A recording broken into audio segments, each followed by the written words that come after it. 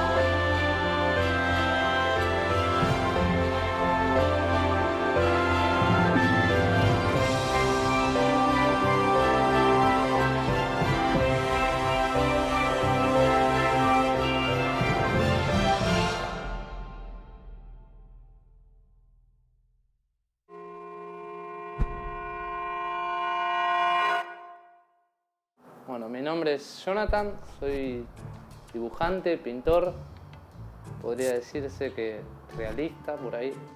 Empecé por el graffiti, pintando paredes en la calle, andando por las vías del tren a las 3 de la mañana. Después pasé por los cómics y con un amigo me empezó a comentar de pintores clásicos. Me decía, no, hay un pintor francés muy bueno, me decía, que es impresionante, que se llamaba Bouguereau.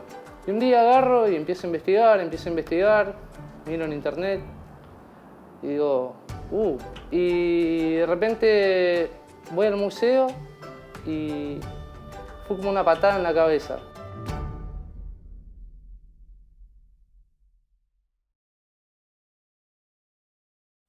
Para mí dibujar es pensar, es reflexionar. Tiene que ver con entrar para adentro, no ir para afuera. O muchas veces es mirar afuera para ir adentro. Y justamente, ¿no? La primera forma de comunicación fue el dibujo.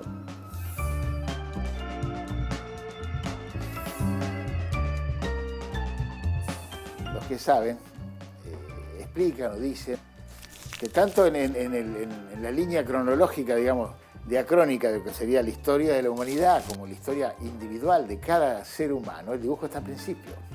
O sea, uno lo ve con los chicos en la escuela, ¿no? O sea, las primeras búsquedas del espacio, de cómo comunicarme con los demás, siguen siendo como la del hombre primitivo, ¿no? O sea, ese desarrollo es imposible dejarlo de lado. O sea, para mí siguen siendo el dibujo y la plástica sigue siendo muy importante. O sea, creo que es irreemplazable. O sea, como puede ser la música, como puede ser la danza. Siempre hay algo que viene de lo primitivo, que viene de lo interno del hombre, ¿no? O sea, propio del hombre, de ese misterio que es el hombre, ¿no? No solo es una de las formas más primitivas, digamos, no por nada es una de las formas más primitivas de pensar. Es una de las formas más básicas y a su vez, siendo una de las formas más primitivas, es una de las formas más poderosas. Y si me dijeras que es una ilustración, o sea, la imagen que tengo en la cabeza es unos dibujos de ilustraciones para chicos. Entonces yo te diría que no, nunca hice ilustraciones, pero en cambio, pensándolo ahora, yo creo que todo lo que uno hace en realidad son ilustraciones.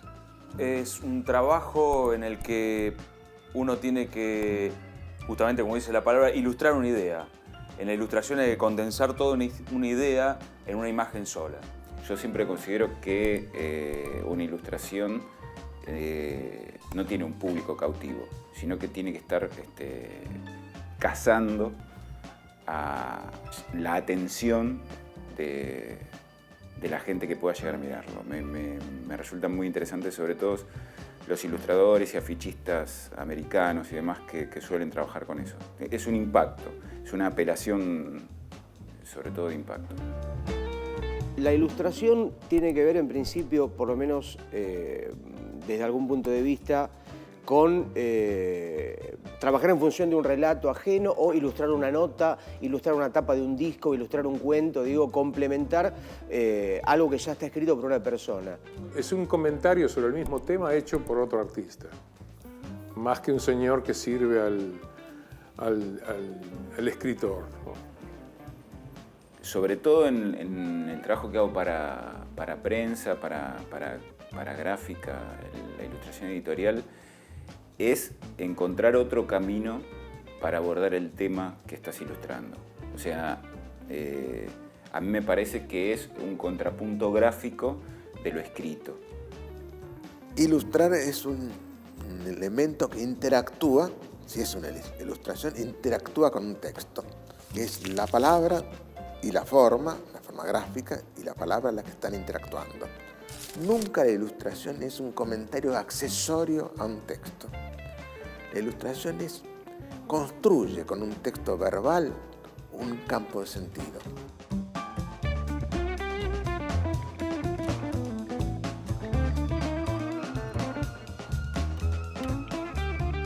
Un ilustrador, por el hecho de que su trabajo es, entre comillas, comercial y está realizado en función de la publicación y en función a veces de una temática impuesta y a veces incluso de un texto, por ejemplo, o de una circunstancia a la cual está subordinado.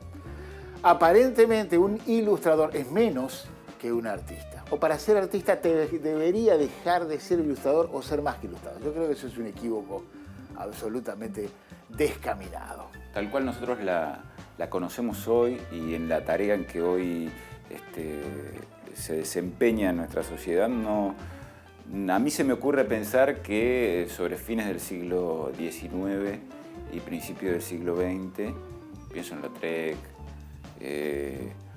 pienso en la ilustración editorial de revistas como Fray Mocho, El Mosquito, Caras y Caretas, acá, que son las que más conozco. Sé que, no recuerdo nombres de revistas de otros países, pero sé que no era un hecho aislado o un suceso argentino, sino que era una recreación de un concepto de época, de cómo utilizar la ilustración en medios.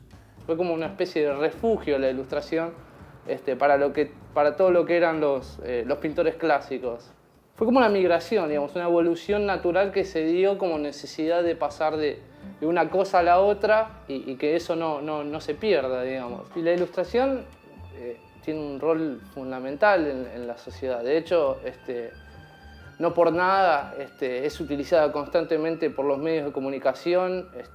Surgió, digamos, como decía antes, como un vínculo profundo con la publicidad, digamos. Y ahí es donde empieza a aparecer mucho lo que es los típicos pin-ups de Coca-Cola, donde se ven a las chicas.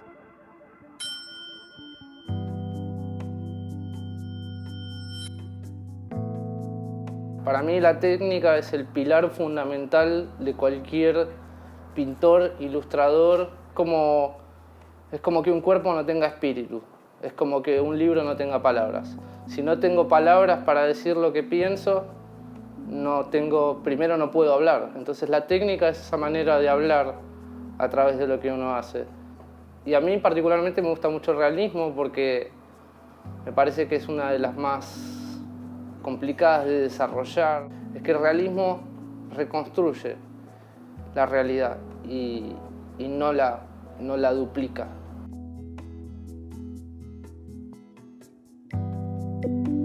La idea de las primeras imágenes, especialmente renacentistas, de poder dibujar al hombre por dentro, ¿no? Las que hacía Leonardo, por ejemplo, las que son renacentistas, y que tienen, además de la denotación propia de la imagen, de lo que puede servir para el médico, todas tienen algo de la búsqueda de Dios o del hombre, del alma, pero están tan bien hechas, son tan expresivas, que de alguna manera siempre hay una búsqueda de la verdad. Todo el estudio del cuerpo humano, a mí me lo han dicho gente que ha estudiado medicina, me decía, la mejor forma que tengo para estudiar el cuerpo es dibujándolo.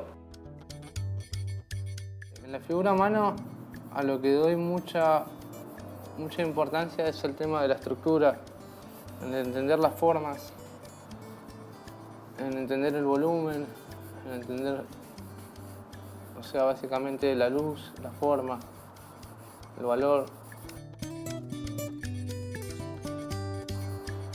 Y estudié mucho a través de mucha observación, mirando a los grandes maestros. Los griegos, cuando ellos descubren la divina proporción, pero la proporción áurea, más allá de los números y de la matemática, determina, parece fundamentalmente, ellos se dan cuenta cómo el hombre mira, cómo el hombre ve. La ciencia después comprobó que los ángulos de visión del ojo están cercanos a la visión del 4:3 y ese tipo de cosas, pero no vamos a entrar en la cuestión matemática, sino la idea de que ellos poder descubrir que una ramita de un árbol, mirándola muy de cerca, equivale al árbol, al árbol, a la naturaleza, ¿no? Que una piedra equivale de alguna manera armónicamente a lo que es una montaña, ¿no? Un arroyo es armónico a un río gigantesco. Haberse observado la naturaleza desde ese punto de vista, a mí me parece que es absolutamente central, porque de alguna manera los artistas y los ilustradores y todos los que trabajan con las imágenes siempre tenemos que volver de alguna manera a esa idea primordial. Si uno piensa en la figura humana, en los cánones de belleza, de proporciones y demás, esto es también una larga historia que tiene variantes y uno podría recoger la herencia prehistórica de la Venus de Willendorf, donde las extraordinariamente amplias caderas de esas pequeñas Venus, los pechos exagerados, digamos, daban una lógica de calificación de la figura humana en la que el valor esencial era el valor reproductivo. Y ese valor reproductivo aparecía también como un valor de deseo para los hombres. Estos cánones de belleza fueron variando a través del tiempo. Hay un momento cumbre que es el de la belleza femenina en la cultura griega, donde desde la Venus, si bien le faltan algunos pedazos, es suficientemente indicativa de cuál era la idea de belleza que regía en ese momento.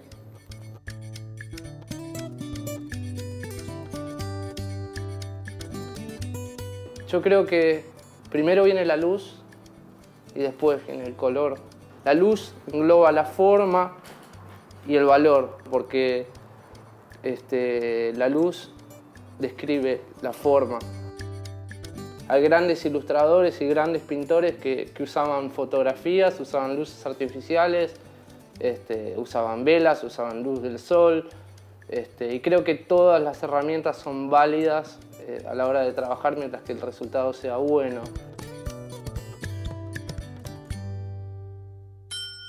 No me alcanza el tiempo para decir todos los referentes que tengo, pero tengo unos referentes que son muy importantes. Básicamente todo lo que es la Academia Española del siglo XIX, el nivel de virtuosismo que hubo es deslumbrante. Y después todo lo que es la Academia Rusa del siglo XIX y para atrás también. Mi pequeño tesoro, no se los presto a nadie los libros. Porque los libros sí son muy difíciles de conseguir acá, no hay mucha variedad y casi todo lo que hay, muchos los compré en casas de libros usados, pero inclusive he llegado a encontrar libros de por ejemplo, este libro y es bastante viejo y se pueden encontrar este tipo de cosas. Este se llama El arte inglés y norteamericano hasta 1900 y es un gran libro que básicamente tiene dibujos y pinturas clásicos muy buenos. Por ejemplo, tiene dibujos muy buenos. En los dibujos se puede entender la pintura, entonces si vos encontrás cómo dibujaban estos tipos, podés llegar a entender cómo pintaban. Y Rubens, también es un libro que conseguí de casualidad en una casa de libros usados. Muchas veces estos lugares no saben ni qué tienen, entonces bueno, para mí es una ventaja. Y de nuevo también hay pinturas a medio camino de Rubens que son increíbles. Y todos sus alumnos, toda la gente con quien trabajó.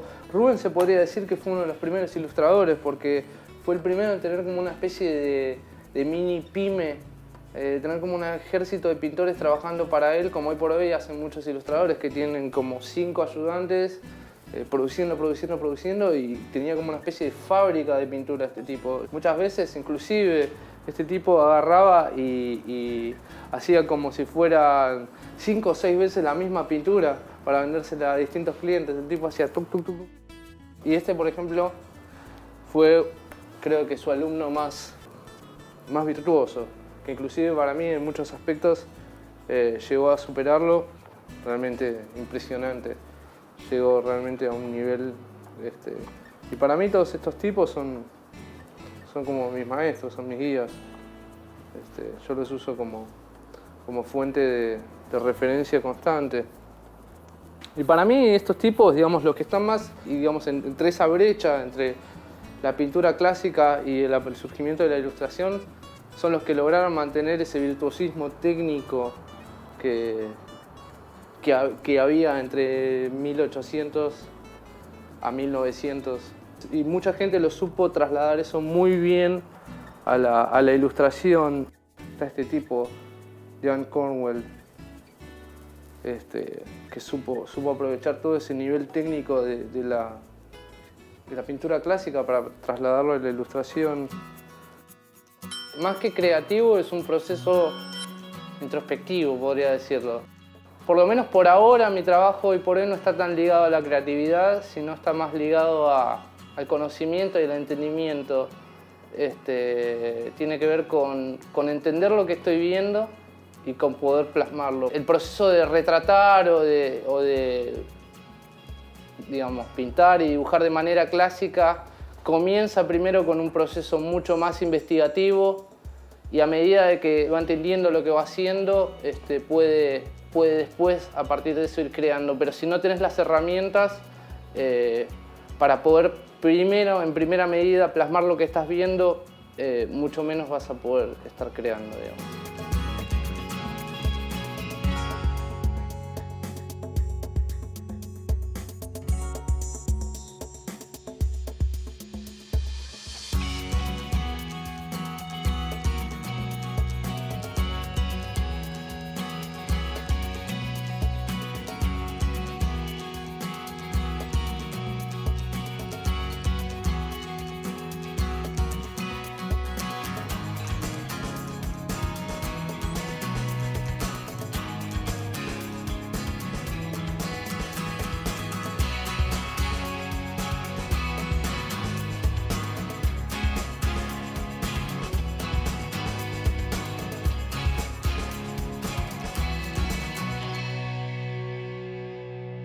Cézanne decía algo extraordinario para mí, que decía, antes de ponerse a pintar, decía, para ver, cierro mis ojos, decía él, ¿no? O sea, Cézanne, el gran maestro de la pintura francesa, dice cerrar mis ojos, ¿no? O sea, estaba negando esa luz, esa imagen, todo ese paisaje que él iba a pintar, pero en realidad lo que estaba haciendo, estaba buscando, ¿no? Esa voz interior, eso que le permitiera después, al abrir los ojos, poder pintar y la manera maravillosa que hacía.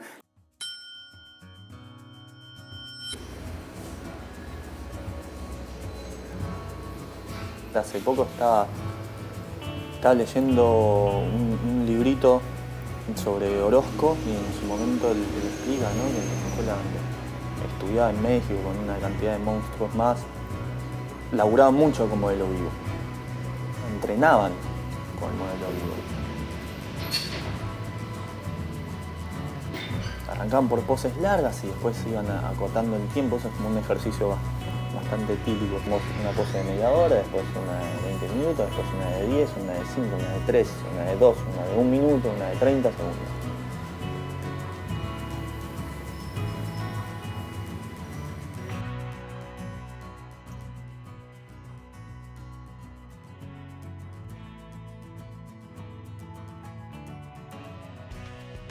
Lo que era curioso era que el tipo llegaba a un punto que había entrenado tanto que veía algo en la calle, una cosa instante, un movimiento, alguien en movimiento, y podía dibujar ese movimiento.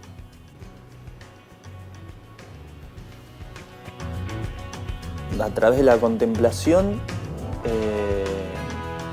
el entender, ¿no? El entender el movimiento de los volúmenes, ¿no? y el peso de las cosas, y las proyecciones de las luces, etc. Como que a través de ese entrenamiento vas entendiendo todo eso de manera tal que vos después ves algo y lo podés evocar para bajarlo después.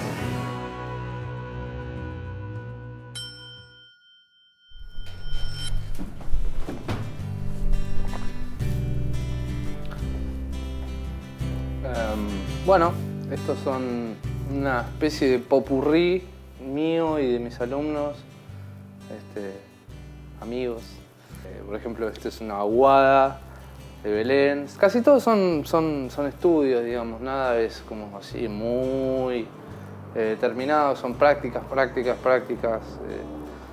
Esto es de Juan Pablo, por ejemplo, este es un estudio mío de estructura. Este es otro estudio mío. Este es un estudio de modelo vivo.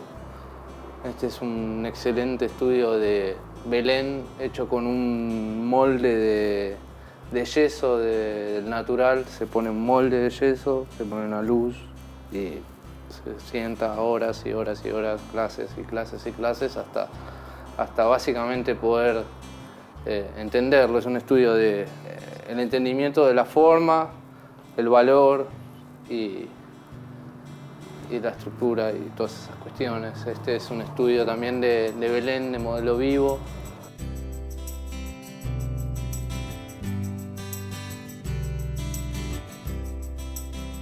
Son trabajos que vamos juntando y la idea es irlos viendo una y otra vez y justamente los pongo acá como un estímulo para decir, bueno, esto ya no me gusta, tengo que hacer algo mejor, o irlos reemplazando con el tiempo y la idea es estimularme a mí y a los chicos que trabajan conmigo a seguir mejorando. La idea es básicamente esa, cada vez mejorar y conocerse más a uno mismo, ¿no? Aprender más, nada más. A lo que apunto el día de mañana es a poder hacer, cuando considere que esté un poco más formado, es pintura histórica. Poder relatar hechos históricos a través de mis pinturas, como lo han hecho para mí grandes referentes del dibujo y la pintura, como se han mostrado guerras, coronaciones, de situaciones históricas, ¿no? Como hizo Goya, que ha mostrado todo lo que pasaba en su momento. Luis David, la coronación de Napoleón Bonaparte es una pintura increíble y a nivel histórico también es muy importante. Me parece que más que nada el retrato, lo importante más que la exactitud es que se sienta vivo. La exactitud extrema existe en la fotografía, pero que se sienta vivo me parece que es lo más importante. Creo que soy un estudiante más y creo que voy a ser estudiante hasta el día que me muera.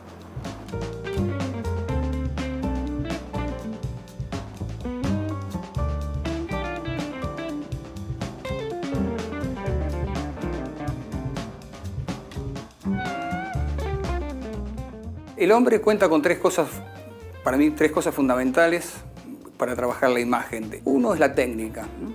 Otro es el lenguaje, conocer el lenguaje, estudiarlo, respetarlo, conocer a los maestros, es algo fundamental, ¿no? Que a veces por tener mucha tecnología y mucha técnica muy buena, descuidamos la parte del lenguaje.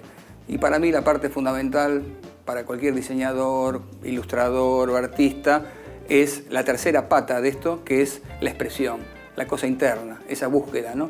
Y Khalil Gibran dice una cosa que es maravillosa: las estrellas no tienen miedo de parecer luciérnagas. Y yo creo que una gran obra es eso, ¿no? Es la luciérnaga, ¿no? Pero después con el tiempo, pues si es una obra sincera, honesta, extraordinaria, detrás de eso hay un gran artista, es una estrella que va a brillar siempre.